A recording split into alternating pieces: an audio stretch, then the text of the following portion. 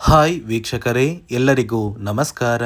ನೋಡಿ ಸ್ನೇಹಿತರೆ, ಗೃಹಲಕ್ಷ್ಮಿ ಯೋಜನೆಯ ಪ್ರತಿಯೊಂದು ಫಲಾನುಭವಿಗಳಿಗೆ ಸರ್ಕಾರ 3 ತಿಂಗಳ 6,000 ಹಣನ ಜಮಾ ಮಾಡ್ತಾ ಇದ್ದು, ನಿಮ್ಮ ಬ್ಯಾಂಕ್ ಖಾತೆಗೆ ಈ 6,000 ಹಣ ನಾಳೆ ಶನಿವಾರ ಜೂನ್ 28ರಿಂದ ಕರ್ನಾಟಕದ 27 ಜಿಲ್ಲೆಗಳಿಗೆ ಸರ್ಕಾರ ಜಮಾ ಮಾಡ್ತಾ ಇದೆ.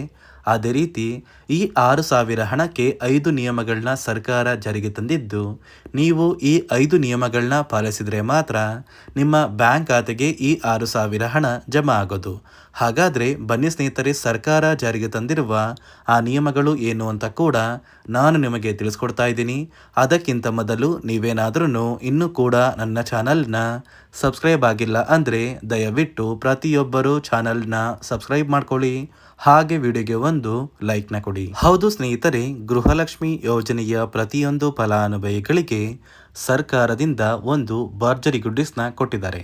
ನಿಮ್ಮ ಬ್ಯಾಂಕ್ ಖಾತೆಗೆ ಕಳೆದ 3 ತಿಂಗಳಿಂದ ಬರಬೇಕಾಗಿರುವಂತಹ ಗೃಹಲಕ್ಷ್ಮಿ ಯೋಜನೆಯ ಏಪ್ರಿಲ್ ತಿಂಗಳ ಹಣ, ಮೇ ತಿಂಗಳ ಹಣ ಮತ್ತು ಜೂನ್ ತಿಂಗಳ ಹಣ, ಒಟ್ಟು 6,000 ಹಣನ ಪ್ರತಿಯೊಂದು ಫಲಾನುಭವಿಗಳ ಬ್ಯಾಂಕ್ ಖಾತೆಗೆ ಸರ್ಕಾರ ಜಮಾ ಮಾಡ್ತಾ ಇದೆ. ಈ 6,000 ಹಣ ಶನಿವಾರ ಜೂನ್ 28ರಿಂದ ಕರ್ನಾಟಕದ 27 ಜಿಲ್ಲೆಗಳ ಪ್ರತಿಯೊಂದು ಫಲಾನುಭವಿಗಳಿಗೆ ಹಂತ ಹಂತವಾಗಿ ಜಮಾ ಆಗ್ತಾ ಇದ್ದು, ಇಲ್ಲಿಯವರೆಗೂ ನಿಮ್ಮ ಬ್ಯಾಂಕ್ ಖಾತೆಗೆ ಗೃಹಲಕ್ಷ್ಮಿ ಯೋಜನೆಯ ಯಾವುದೇ ರೀತಿಯ ಪೆಂಡಿಂಗ್ ಹಣ ಬಾಕಿ ಇಲ್ಲ ಅಂದರೆ ಮಾತ್ರ ಈ 6,000 ಹಣನ ನೀವು ಪಡ್ಕೋತೀರಾ. ಒಂದು ವೇಳೆ ನಿಮ್ಮ ಬ್ಯಾಂಕ್ ಖಾತೆಗೆ ಗೃಹಲಕ್ಷ್ಮಿ ಯೋಜನೆಯ ಹಣ ಪೆಂಡಿಂಗ್ ಇದ್ದರೆ ಯಾವುದೇ ಕಾರಣಕ್ಕೂ ಈ 6,000 ಹಣನ ಸರ್ಕಾರ ಜಮಾ ಮಾಡೋದಿಲ್ಲ. ಯಾವ ಕಾರಣಕ್ಕೆ ಸರ್ಕಾರ ಜಮಾ ಮಾಡೋದಿಲ್ಲ ಅಂದರೆ, ಪೆಂಡಿಂಗ್ ಇರುವ ಫಲಾನುಭವಿಗಳ ಬ್ಯಾಂಕ್ ಖಾತೆಗೆ ಗೃಹಲಕ್ಷ್ಮಿ ಯೋಜನೆಯ ಈ 3 ತಿಂಗಳ 6,000 ಹಣನ ಜಮಾ ಮಾಡೋದಕ್ಕೆ ಆಗೋದಿಲ್ಲ ಅಂತ ಹಣಕಾಸು ಇಲಾಖೆ ಒಂದು ಮಾಹಿತಿನ ಕೊಟ್ಟಿದೆ.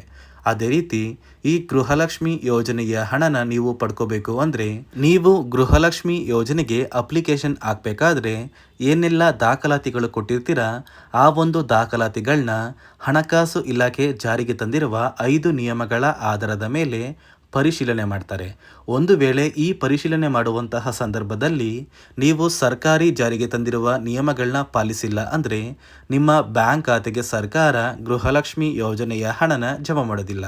ಇದೇ ಒಂದು ಕಾರಣಕ್ಕೆ ಸುಮಾರು 1 ಲಕ್ಷಕ್ಕಿಂತ ಅಧಿಕ ಫಲಾನುಭವಿಗಳಿಗೆ ಈ ಬಾರಿ ಸರ್ಕಾರ ಗೃಹಲಕ್ಷ್ಮಿ ಯೋಜನೆಯ ಹಣನ ಕ್ಯಾನ್ಸಲ್ ಮಾಡಿದ್ದು, ಇನ್ನು ಮುಂದೆ ಯಾವುದೇ ಕಾರಣಕ್ಕೂ ಈ ಒಂದು ಫಲಾನುಭವಿಗಳಿಗೆ ಸರ್ಕಾರ ಹಣ ಜಮಾ ಮಾಡೋದಕ್ಕೆ ಆಗೋದಿಲ್ಲ ಅಂತ ಮುಖ್ಯವಾದ ಮಾಹಿತಿನ ಕೊಟ್ಟಿದೆ. ಹಾಗಾದರೆ ಬನ್ನಿ ಸ್ನೇಹಿತರೆ, ಸರ್ಕಾರ ಜಾರಿಗೆ ತಂದಿರುವ ಆ ನಿಯಮಗಳು ಏನು ಅಂತ ಕೂಡ ನಾನು ನಿಮಗೆ ಈ ಒಂದು ವಿಡಿಯೋದಲ್ಲಿ ತಿಳಿಸ್ಕೊಡ್ತಾ ಇದ್ದೀನಿ.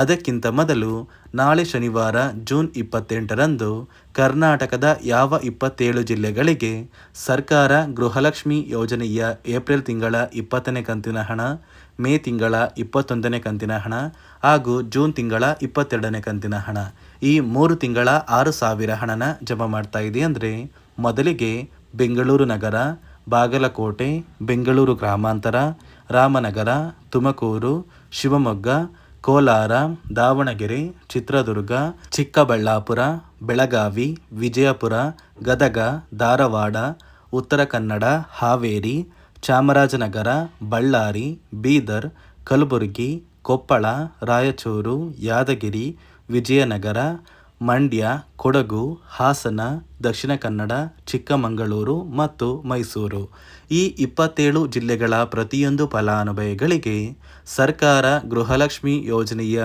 3 ತಿಂಗಳ 6,000 ಹಣನ ಜಮಾ ಮಾಡ್ತಾ ಇದ್ದು, ಇಲ್ಲಿಯವರೆಗೂ 19 ಅಥವಾ 20 ಕಂತಿನ ಹಣನ ನೀವು ಪಡ್ಕೊಂಡಿದ್ರೆ ಆದಷ್ಟು ಬೇಗ ಸರ್ಕಾರ ಪ್ರತಿಯೊಂದು ಫಲಾನುಭವಿಗಳಿಗೆ ಈ 3 ತಿಂಗಳ 6,000 ಹಣನ ಜೂನ್ ತಿಂಗಳು ಮುಗಿಯುವಷ್ಟರಲ್ಲಿ ನಿಮ್ಮ ಬ್ಯಾಂಕ್ ಖಾತೆಗೆ ಜಮಾ ಮಾಡುತ್ತೆ. ನೋಡಿ ಸ್ನೇಹಿತರೆ, ಈ ಬಾರಿ ಸುಮಾರು 1 ಲಕ್ಷಕ್ಕಿಂತ ಅಧಿಕ ಫಲಾನುಭವಿಗಳ ಬ್ಯಾಂಕ್ ಖಾತೆಗೆ ಸರ್ಕಾರ ಗೃಹಲಕ್ಷ್ಮಿ ಯೋಜನೆಯ ಹಣನ ಜಮಾ ಮಾಡ್ತಾ ಇಲ್ಲ. ಕಾರಣ ಏನು ಅಂದರೆ, ನಿಮ್ಮ ಬ್ಯಾಂಕ್ ಖಾತೆಗೆ ಡೆಬಿಟ್ ಮೂಲಕ ಹಣ ಜಮಾ ಮಾಡುವಂತಹ ಸಂದರ್ಭದಲ್ಲಿ ಸರ್ಕಾರ ಸಾಕಷ್ಟು ಫಲಾನುಭವಿಗಳ ಒಂದು ಬ್ಯಾಂಕ್ ಖಾತೆಗೆ ಹಣ ಜಮಾ ಮಾಡೋದನ್ನು ಕ್ಯಾನ್ಸಲ್ ಮಾಡಿದೆ. ಯಾಕಂದರೆ ಇತ್ತೀಚೆಗೆ ಹಣಕಾಸು ಇಲಾಖೆ ಜಾರಿಗೆ ತಂದಿರುವ 5 ನಿಯಮಗಳ ಆಧಾರದ ಮೇಲೆ ಪ್ರತಿಯೊಂದು ಫಲಾನುಭವಿಗಳಿಗೆ ಸರ್ಕಾರ ಈ ಒಂದು ಹಣನ ಜಮಾ ಮಾಡ್ತಾ ಇದ್ದು, ಯಾರೆಲ್ಲ ಫಲಾನುಭವಿಗಳು ಈ ನಿಯಮಗಳನ್ನ ಪಾಲಿಸಿಲ್ಲ ನಿಮ್ಮ ಬ್ಯಾಂಕ್ ಖಾತೆಗೂ ಕೂಡ ಹಣ ಜಮಾ ಆಗೋದಿಲ್ಲ. ಹಾಗಾದರೆ ಬನ್ನಿ ಸ್ನೇಹಿತರೆ, ಸರ್ಕಾರ ಜಾರಿಗೆ ತಂದಿರುವ ಆ 5 ಹೊಸ ನಿಯಮಗಳು ಏನು ಅಂತ ನಾನು ನಿಮಗೆ ತಿಳಿಸ್ಕೊಡ್ತಾ ಇದ್ದೀನಿ. ನೋಡಿ ಸ್ನೇಹಿತರೆ, ಮೊದಲನೆಯ ಒಂದು ನಿಯಮ ಬಂದು ಸಾಕಷ್ಟು ಫಲಾನುಭವಿಗಳು ಹೊಂದಿರುವಂತಹ ಒಂದು ರೇಷನ್ ಕಾರ್ಡ್ ಏನಿದೆ, ಆ ಒಂದು ರೇಷನ್ ಕಾರ್ಡ್ನ ಮನೆಯ ಸದಸ್ಯರ ಪ್ರತಿಯೊಬ್ಬರ ಒಂದು ಆಧಾರ್ ಕಾರ್ಡ್ನ ನಿಮ್ಮ ರೇಷನ್ ಕಾರ್ಡ್ಗೆ ಕಡ್ಡಾಯವಾಗಿ ಲಿಂಕ್ ಮಾಡಿಸ್ಬೇಕು. ಅಂದರೆ ಈ ಒಂದು ಲಿಂಕ್ ಮಾಡಿಸುವಂತಹ ಒಂದು ಪ್ರೊಸೀಜರ್ಗೆ ಸರ್ಕಾರ KYC ಅಂತ ಕರೀತಾರೆ. ನಿಮ್ಮ ರೇಷನ್ ಕಾರ್ಡ್ಗೆ ಇನ್ನೂ ಸಹ KYC ಆಗಿಲ್ಲ ಅಂದರೆ ನಿಮ್ಮ ಬ್ಯಾಂಕ್ ಖಾತೆಗೆ ಸರ್ಕಾರ ಮುಂದಿನ ದಿನಗಳಲ್ಲಿ ಗೃಹಲಕ್ಷ್ಮಿ ಯೋಜನೆಯ ಹಣನ ಕ್ಯಾನ್ಸಲ್ ಮಾಡುತ್ತೆ. ಅದೇ ರೀತಿ ಎರಡನೆಯ ಒಂದು ನಿಯಮ ಬಂದು ಸಾಕಷ್ಟು ಫಲಾನುಭವಿಗಳು ಕಳೆದ 3 ತಿಂಗಳಿಂದ ಸರ್ಕಾರದಿಂದ ಬರ್ತಾ ಇರುವಂತಹ ಒಂದು ರೇಷನ್ ಏನಿದೆ, ಅಂದರೆ ಉಚಿತ ಅಕ್ಕಿ ಏನಿದೆ, ಈ ಒಂದು ರೇಷನ್ನ ಪಡ್ಕೋತಾ ಇಲ್ಲ. ಒಂದು ವೇಳೆ ಕಳೆದ 3 ತಿಂಗಳಿಂದ ನೀವು ರೇಷನ್ನ ಪಡ್ಕೊಂಡಿಲ್ಲ ಅಂದರೆ ಸರ್ಕಾರ ನಿಮ್ಮ ಬಳಿ ಇರುವಂತಹ ಒಂದು ರೇಷನ್ ಕಾರ್ಡ್ನ ಕ್ಯಾನ್ಸಲ್ ಮಾಡುತ್ತೆ. ನಿಮ್ಮ ರೇಷನ್ ಕಾರ್ಡ್ನ ಸರ್ಕಾರ ಕ್ಯಾನ್ಸಲ್ ಮಾಡಿದರೆ ನಿಮ್ಮ ಬ್ಯಾಂಕ್ ಖಾತೆಗೆ ಗೃಹಲಕ್ಷ್ಮಿ ಯೋಜನೆಯ ಹಣ ಇರ್ಬೋದು ಮತ್ತು ಸರ್ಕಾರದಿಂದ ಬರುವಂತಹ ಒಂದು ಸೌಲಭ್ಯಗಳನ್ನ ನೀವು ಕಳ್ಕೋಬೇಕಾಗುತ್ತೆ. ಅದೇ ರೀತಿ ಮೂರನೆಯ ಒಂದು ನಿಯಮ ಬಂದು ನೋಡಿ ಸ್ನೇಹಿತರೆ, ನಿಮ್ಮ ಬಳಿ ಇರುವಂತಹ ಒಂದು ಆಧಾರ್ ಕಾರ್ಡ್ ಏನಿದೆ, ಆ ಒಂದು ಆಧಾರ್ ಕಾರ್ಡ್ನ ಕಳೆದ 15 ವರ್ಷಗಳಲ್ಲಿ ನೀವು ಯಾವುದೇ ರೀತಿಯ ಒಂದು ತಿದ್ದುಪಡಿನ ಮಾಡಿಸಿಲ್ಲ ಅಂದರೆ ನಿಮ್ಮ ಬ್ಯಾಂಕ್ ಖಾತೆಗೆ ಸರ್ಕಾರ ಗೃಹಲಕ್ಷ್ಮಿ ಯೋಜನೆಯ ಹಣನ ಕ್ಯಾನ್ಸಲ್ ಮಾಡುತ್ತೆ.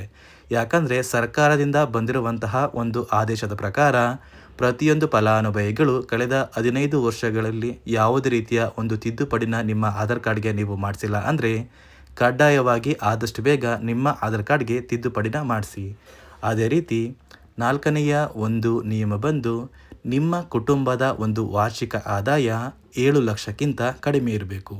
ಒಂದು ವೇಳೆ ನಿಮ್ಮ ಕುಟುಂಬದ ವಾರ್ಷಿಕ ಆದಾಯ 7 ಲಕ್ಷಕ್ಕಿಂತ ಜಾಸ್ತಿ ಇದ್ದರೆ ನಿಮ್ಮ ಬ್ಯಾಂಕ್ ಖಾತೆಗೆ ಸರ್ಕಾರ ಗೃಹಲಕ್ಷ್ಮಿ ಯೋಜನೆಯ ಹಣನ ಕ್ಯಾನ್ಸಲ್ ಮಾಡುತ್ತೆ. ಅದೇ ರೀತಿ ಐದನೆಯ ಒಂದು ನಿಯಮ ಬಂದು ನಿಮ್ಮ ಕುಟುಂಬದ ಸದಸ್ಯರು ಅಥವಾ ಗೃಹಲಕ್ಷ್ಮಿ ಯೋಜನೆಯ ಫಲಾನುಭವಿಗಳು ಯಾರು ಕೂಡ ಸರ್ಕಾರಿ ನೌಕರರಾಗಿ ಕಾರ್ಯನಿರ್ವಹಿಸ್ತಾ ಇರಬಾರ್ದು. ಒಂದು ವೇಳೆ ನಿಮ್ಮ ಕುಟುಂಬದಲ್ಲಿ ಯಾರೇ ಆಗಿದ್ರೂ ಸರ್ಕಾರಿ ನೌಕರರಾಗಿ ಕಾರ್ಯನಿರ್ವಹಿಸ್ತಾ ಇದ್ದರೆ ನಿಮ್ಮ ಬ್ಯಾಂಕ್ ಖಾತೆಗೆ ಗೃಹಲಕ್ಷ್ಮಿ ಯೋಜನೆಯ ಹಣ ಕ್ಯಾನ್ಸಲ್ ಆಗುತ್ತೆ. ಈ 5 ನಿಯಮಗಳ ಆಧಾರದ ಮೇಲೆ ಪ್ರತಿಯೊಂದು ಫಲಾನುಭವಿಗಳಿಗೆ ಸರ್ಕಾರ ಹಣ ಜಮಾ ಮಾಡ್ತಾ ಇದೆ.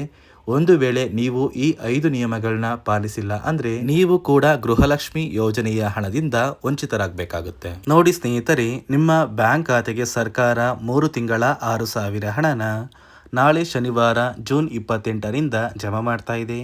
ಆದಷ್ಟು ಬೇಗ ಪ್ರತಿಯೊಬ್ಬರು ಈ 6,000 ಹಣನ ಪಡ್ಕೋತೀರಾ. ಸರ್ಕಾರದಿಂದ ಕೆಲವೇ ದಿನಗಳಲ್ಲಿ ನಿಮ್ಮ ಬ್ಯಾಂಕ್ ಖಾತೆಗೆ ಹಣ ಜಮಾ ಆಗುತ್ತೆ ಅಂತ ಹೇಳ್ತಾ, ಇದಿಷ್ಟು ಪ್ರತಿಯೊಂದು ಫಲಾನುಭವಿಗಳಿಗೆ ಸರ್ಕಾರದಿಂದ ಬಂದಿರುವಂತಹ ಒಂದು ಹೊಸ ಮಾಹಿತಿಯಾಗಿದೆ.